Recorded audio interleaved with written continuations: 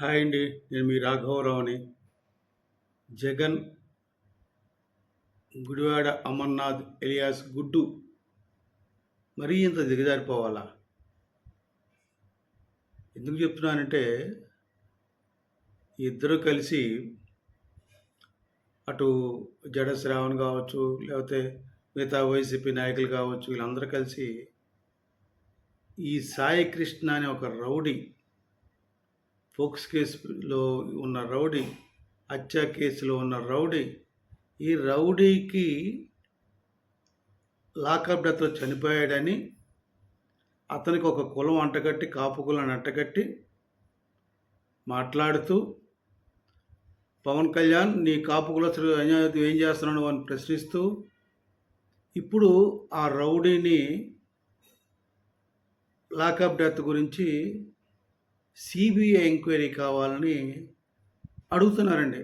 ఎంత సిగ్గుచేటు అసలుకి! వీళ్ళకి ఎంత చిత్తశుద్ధి ఉందంటే వైసీపీ నాయకులకి, ఈ గుడ్డుగాడికి అంటే చెప్తున్నానంటే, జగన్ తన బాబాయ్ వైఎస్ వివేకానంద రెడ్డి గారు చనిపోతే ముందు గుండెపోటని చెప్పి ప్రకటించి, తర్వాత పోలీసులు వచ్చి చూస్తే రక్తం వచ్చింది, తన బాబాయ్ కూతురు సునీత వస్తే రక్తం అని చూసి మళ్ళీ ఏమనుకుంటుందని చెప్పి ఇది హత్య అని చెప్పి ప్రకటించలేదా జగన్ రెడ్డి? మర్చిపోయావా? తర్వాత ఆ యొక్క హత్య కేసుని నారాసుర చరిత్ర అని చెప్పి చంద్రబాబు నాయుడు గారు చేయించారని చెప్పి జగన్మోహన్ రెడ్డి ప్రకటించలేదా? ఇది వాస్తవం కాదా?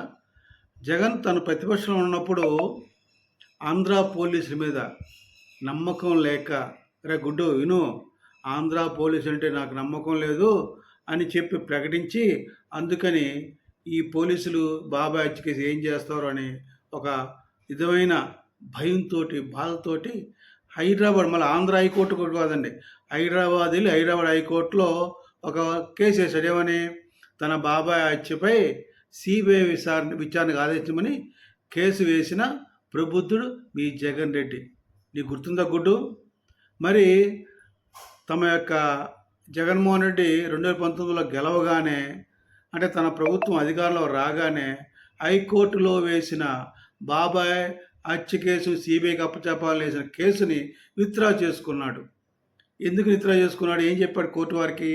అయ్యా, మేము అధికారంలోకి వచ్చాము, నాకు ఇప్పుడు ఆంధ్ర పోలీసు అనే నమ్మకం బాగా వచ్చింది, ఎందుకు గెలిచాను కదా అందుకు వచ్చింది, కనుక ఆంధ్ర పోలీసులు సిఐడి వారు కావచ్చు, సిటీ వారితో దీన్ని చక్కగా విచారించి నిందితులు పట్టుకుంటానని చెప్పి కోర్టు వారికి ఆ యొక్క సిబిఐకి ఇవ్వద్దని చెప్పి కేసు విత్డ్రా చేసుకున్నాడు.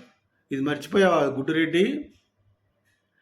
మరి ఇతన్ని ఏమంటారు అప్పుడు? కేసు ఎందుకు తీసుకుని దొంగ జగన్ అనరా? ఎరా గుడ్డు చెప్పు. ఇప్పుడు ఒకటే చెప్తున్నాను, ఎరా అసలు ఏమైనా సంస్కారం ఉందరా మీకు? అసలుకి ఒక్కటే అడుగుతున్నా గుడ్డు నిన్ను, వివేకానంద రెడ్డి ఎవరు?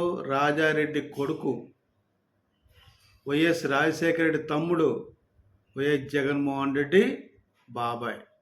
అంటే రాజారెడ్డి అంటే పెద్దగా రాజకీయంగా లేదు, రాజశేఖర రెడ్డి దగ్గర 40-31 సంవత్సరాలు రాజకీయం చేశాడుగా, ముఖ్యమంత్రికి చేశాడుగా, ఎంపీగా చేశాడుగా, కాంగ్రెస్ ప్రెసిడెంట్గా చేశాడుగా, వివేకానంద రెడ్డి గారు కూడా ఎంపీగా ఎమ్మెల్యేగా చేశాడుగా, మంత్రిగా చేశాడుగా, మరి జగన్ రెడ్డి కూడా ముఖ్యమంత్రి అయ్యాడుగా, అతను కూడా అంతమంది ఎంపీగా అయ్యాడుగా. ఇంత గొప్ప నాయకుడు వివేకానంద రెడ్డి కేసుని సిబిఐకి అక్కర్లేదు, రాష్ట్ర పోలీసులు విచారణ చేసి సరిపోద్దని చెప్పిన జగన్ రెడ్డికి ఇప్పుడేం బుద్ధి వచ్చిందిరా? అంటే మీరు అధికారం లేకపోతే ఆంధ్ర పోలీసులు మంచోళ్ళు కాదు, మీకు అధికారంలోకి వస్తే ఆంధ్ర పోలీసులు మంచోళ్ళు. ఏం బతుకురా మీద అసలుకి! ఇప్పుడు తన సొంత బాబాయ్ కేసేమో తను విచారించలేదు, 5 సంవత్సరాలు అధికారంలో వెలగబెట్టి తన బాబాయ్ వచ్చి చంద్రబాబు నాయుడు చేయించాడని ప్రకటించి అసలు నిందితులు పట్టుకోనే లేదు. అసలు జగన్మోహన్ రెడ్డి తరపున పక్కనున్న అవినాష్ రెడ్డి చేయించారంటారు, అది ఎంతో మనకు తెలియదు, కానీ వాళ్ళు చేశారా? నువ్వు ప్రకటించావు కదా చంద్రబాబు నాయుడు చేశాడని. మరి చంద్రబాబు నాయుడు చేసినట్టు ఎందుకు రుజువు చేయలేకపోయావు జగన్మోహన్ రెడ్డి? ఎరా గుడ్డు మీరు చెప్పు, జగన్ రెడ్డి ఎందుకు చేయలేకపోయాడు? 5 సంవత్సరాలు అధికారంలో ఉన్నారు కదా. వైఎస్ వివేకానంద హత్య కేసును నిందితులు ఎందుకు పట్టుకోలేకపోయారు? ఇప్పుడు ఏడుస్తారా మీరు? ఇప్పుడు సిబిఐ విచారణకి ఇవ్వాలా? ఒక రౌడీది అది రాష్ట్ర విచారణ సరిపోదా?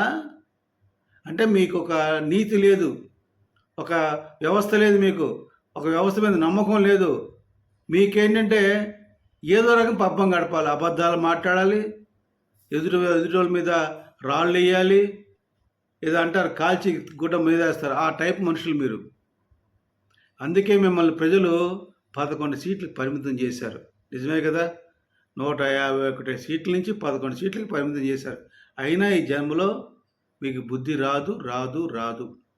ఇలా టీవీల ముందు మాట్లాడుకుంటూ మీరు కాలం వెళ్ళబుచ్చాలి, కానీ ప్రజల దగ్గర నుంచి స్పందన రాదు రాదు రాదు. ప్రజలు మీకు ఓట్లు వేసే రోజులు పోయినాయి. మీరు ఇక్కలాగా మాట్లాడుతూ ఉంటే ఆ 11 సీట్లు కూడా రావని తెలుగు ప్రజలు అంటున్నారని మీకు చెబుతూ విరమిస్తున్నాను. జై జనసేన, జై హింద్.